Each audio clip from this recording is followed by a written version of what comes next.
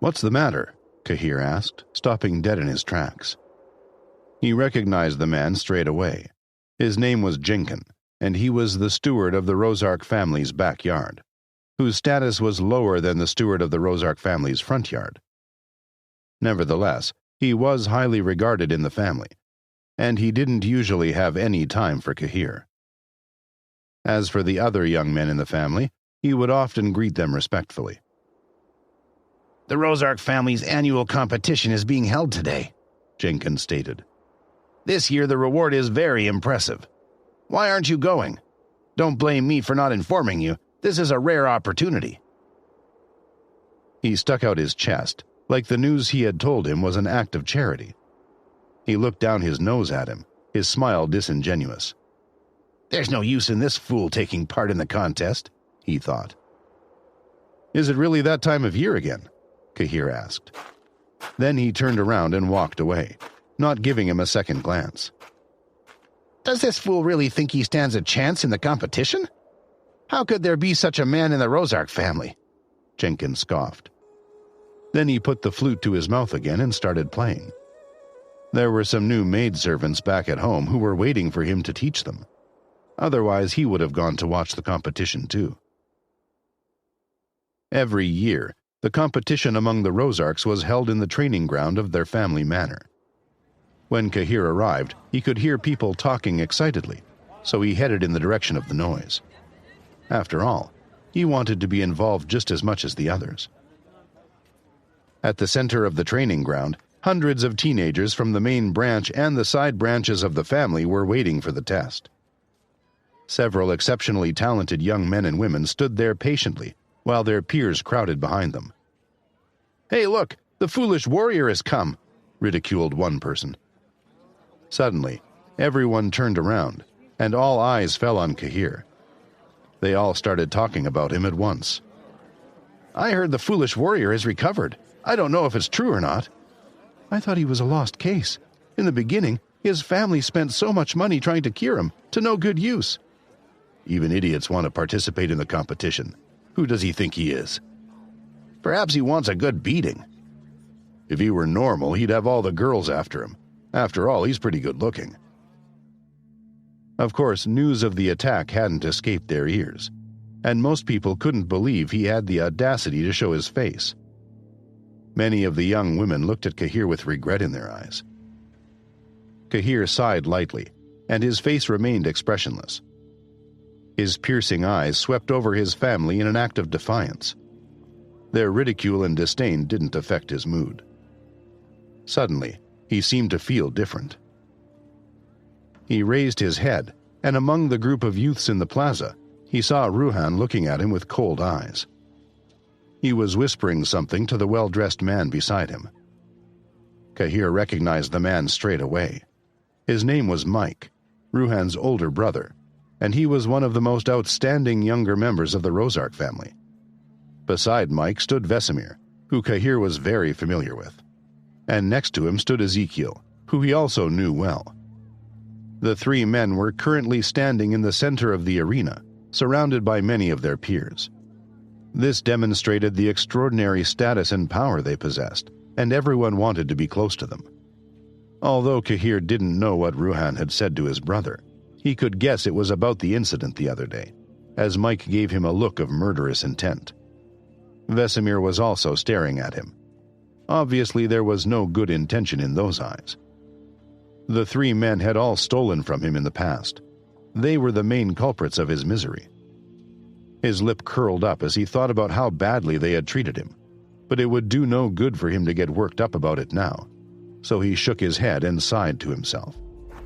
Then he began to move through the crowd of people, looking for a better position to watch the show. "What is that idiot doing here?"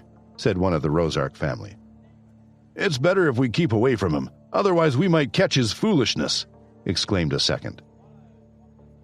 As Kahir made his way through the crowd, his family jumped out of the way, as if they were trying to avoid the plague. Their eyes were filled with hate. No one wanted to stand within a hair's breadth of him. "Our masters are here," cried a voice. Several elders slowly walked into the arena, causing everyone to stop what they were doing. "Greetings," the Rosarks said in unison. Everyone around the training ground, including Mike, Ruhan, and Ezekiel, immediately bowed their heads respectfully. "There's no need for formalities," said a sturdy-looking man at the front of the group as he signaled with his hand. He smiled warmly at the young Rosarks. His eyes gleamed with gratification and anticipation. As he passed through the crowd of people, he nodded his head, greeting everybody. And then his eyes landed on Kahir, who stood alone in the middle of the arena. "This year I'm in charge of proceedings," he whispered.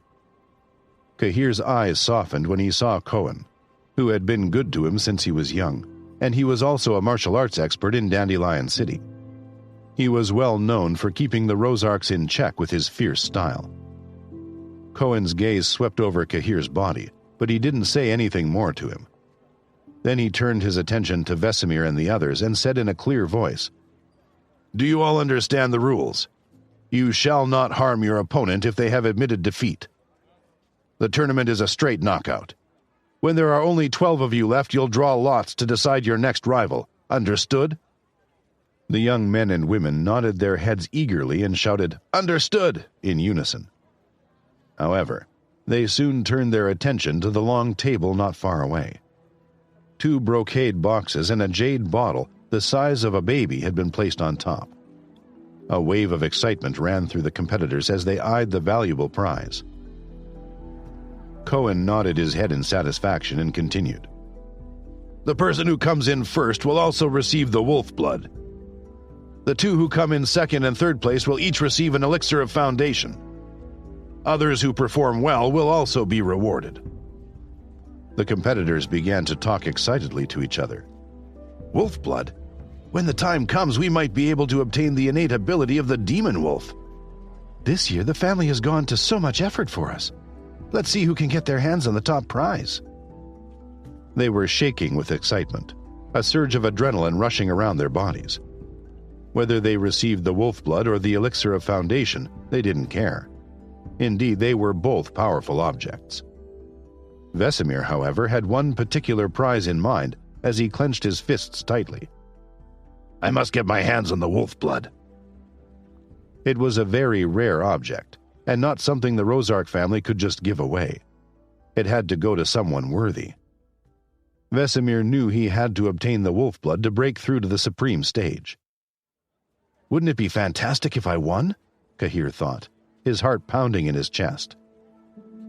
In the past, he would never dare dream of such a thing. But now that he had the ability to learn and practice martial arts, things were different.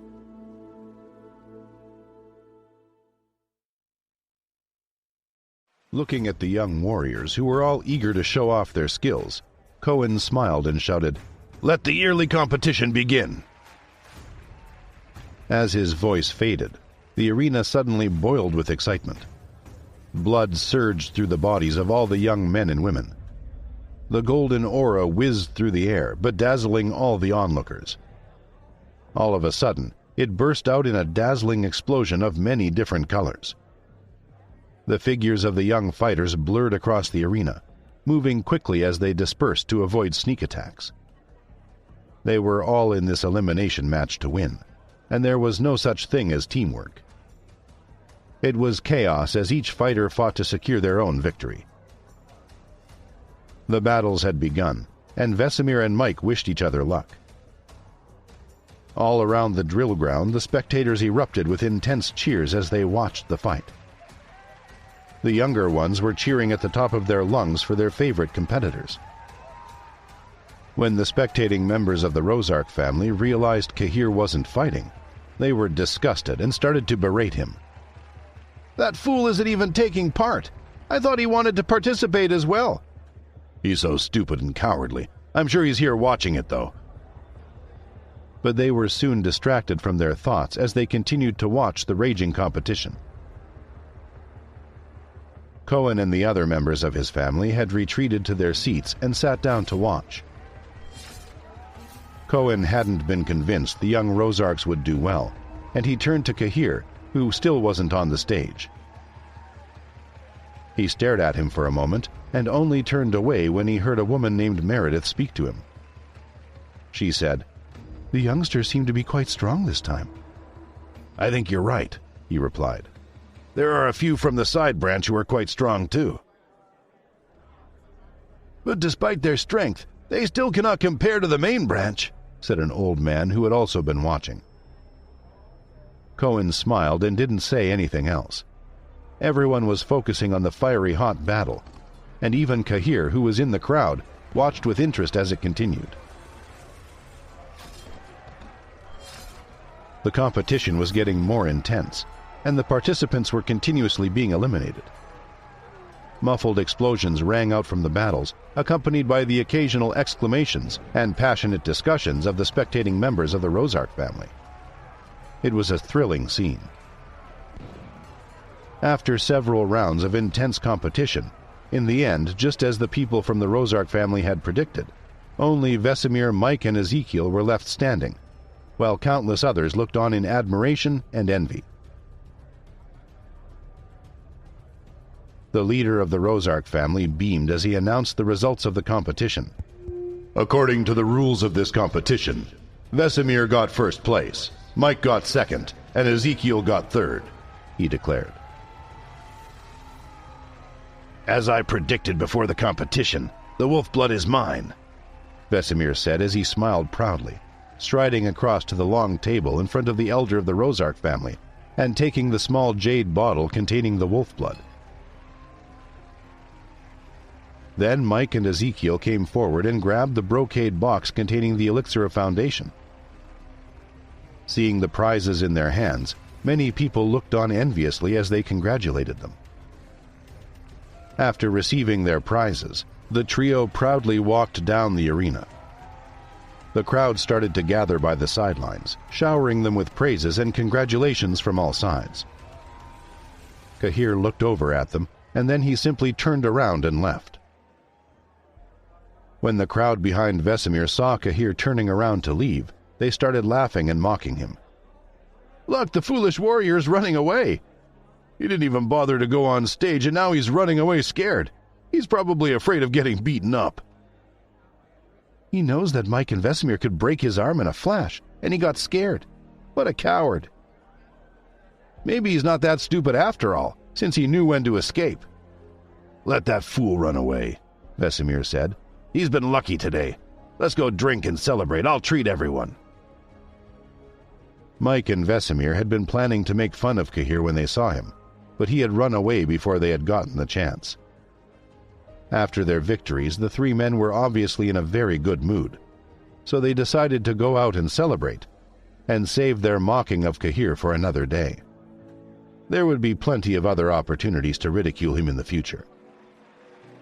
The group of youngsters continued to crowd around Vesemir and the other two as they left the arena, loudly praising them all the way. "He really did get lucky today. That's because Vesemir and Mike are very mature. Now it's time for us to celebrate. Congratulations, Vesemir, Mike, and Ezekiel, for winning the clan's reward." They were all feeling jubilant and were looking forward to celebrating their victories. There was a large metal door at the exit of the arena. As Vesemir, Mike, and Ezekiel were being escorted by their adoring fans, a figure suddenly walked out and blocked their path. It was a young man dressed in a purple robe, and he had an air of unwavering certainty around him. He looked at the crowd with a calm, steady gaze and a smile on his face. Straight away, the crowd mocked him. "It seems the foolish warrior is back. What's he doing here?" It was indeed Kahir, and they all stared at him expectantly, waiting to see what he was going to do. When Mike, Vesemir, and Ezekiel saw Kahir blocking the exit, they turned to each other in surprise and got ready to ridicule him again. Kahir didn't care about the crowd's taunts. He just ignored them and looked straight at Vesemir and the other two in front of him. His eyes twinkled and he was grinning as he calmly said, "I'm here to rob you."